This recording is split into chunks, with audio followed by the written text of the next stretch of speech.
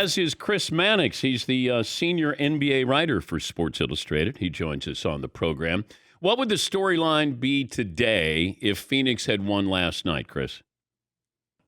Ooh, referees gone wild. Would have to be.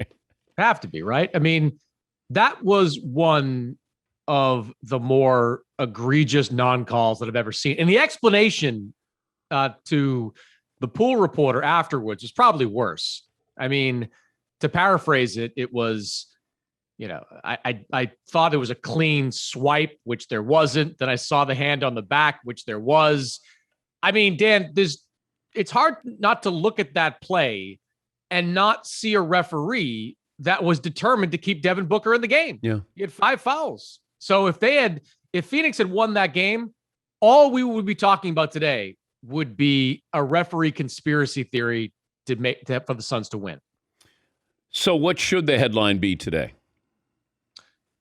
To me, it's the ascent of Khris Middleton continues. Like, I was writing this last night. Like, there was a couple of years ago when Khris Middleton made his first All-Star team, when you looked at Khris Middleton and he said, all right, we'll put him on the All-Star team, but it's mostly because the Bucks are really good. And you can't have just one All-Star on a team that in midseason is sitting at or near the top of the conference. He almost benefited from the success of the Bucks, but he's had some good finals games. Game 1 was his best prior to game 4, but that 40-point performance in game 4, I think that really cemented Khris Middleton as a true top 20 type player in this league. So his breakthrough to me was the biggest story of that game. For those who didn't see the Greek Freak's block on DeAndre Ayton, you being a wordsmith, how would you describe it? Unique. What LeBron did in 2016 was remarkable. Like the sheer athleticism of LeBron to get back and block Iguodala was remarkable. I don't know that there's any player in league history that can do what Giannis did on that play, to be defending the ball handler on the screen, Devin Booker, and then have the athleticism and instincts to get back and then have the strength and timing to block a 7-footer at the rim.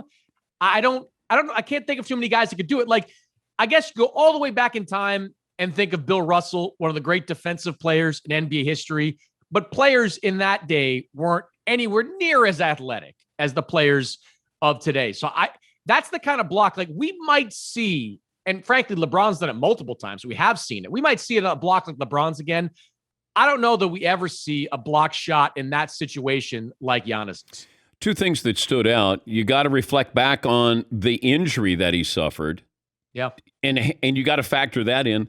The other thing is, I think just the thought of trying to block it fascinated me. Not that he blocked it, just that he was going to think about going up to block it. And then, like, you would go, okay, I'll just let him have that slam dunk. That to me that's the fascinating part of it. You just go, oh my God. Oh my, like he's going up to block. Oh, he did block it. And Dame Lillard tweeted in real time. He said, Giannis just won the game. And, there was a little over a minute to go. So I give him credit that what that did to the rest, the next 90 seconds, he took away Phoenix, whatever it was, he took it away in that one play. Yeah, it was about 1:14 left to play. And if Ayton converts that dunk, it's a tie game. And all of a sudden, Phoenix has got a little bit of momentum there. They get one stop, and, Devin Booker, Chris Paul, whoever can erase any of the issues of the previous quarter. I'm with you. I think Rudy Gobert is the best defensive player in the game, fundamentally, day to day. I think Gobert deserved that defensive player of the year. There's no way Gobert even considers blocking that shot. He doesn't get back there in time to do something like that. Mm-hmm. Guys like Giannis and LeBron have such confidence in their athleticism and in their timing and in all the things that make them so physically great that they might be the only two players in the league that would believe that on that play, they can finish it with a block shot. Khris Mannix, Sports Illustrated NBA senior writer. Should we be concerned about Chris Paul if you're a Phoenix Suns fan? I think a little bit. And not because I think there's anything wrong with Chris Paul. I think that Drew Holiday's had his number the last couple of games. And, you go back to game 3, and Paul's numbers were fine. I think he was 8 of 14, 19 points, 9 assists. I mean, good game, but it wasn't the takeover type games he's had in the previous 2 games and in previous series of these playoffs. Holiday did something in that game 3, picking Chris Paul up at about 3/4 court or more. And I think that put a lot of strain on Chris Paul. I mean, Holiday is a big, long, sturdy defender. I mean, he's really good at that position. And I think the pressure he's put on Chris Paul has, generated some fatigue in him at this point. And if you're Milwaukee, you've got to feel like that matchup is working for you. So I don't know that it's an adjustment Chris Paul necessarily can make, but if I'm Monty Williams, one of the things I'm doing going into game 5 is finding a way, whether it's through early screens, ball movement, of getting Drew Holiday off Chris Paul to get him back into a rhythm. Any update on the Ben Simmons trade market? Not really. The Sixers, I think we talked about this specifically, but predictably are valuing Ben Simmons like he's basically like the playoffs this year didn't happen. Like that he is the all-star, 2-time all-star, highly rated defensive player, elite guy. And from what I was told by one team that talked to Philadelphia, they're not looking to take any steps back. Like they want dollar for dollar value or better on Ben Simmons in a trade because justifiably, I mean, Philly looks at itself and says, look, we got Embiid at the peak of his powers.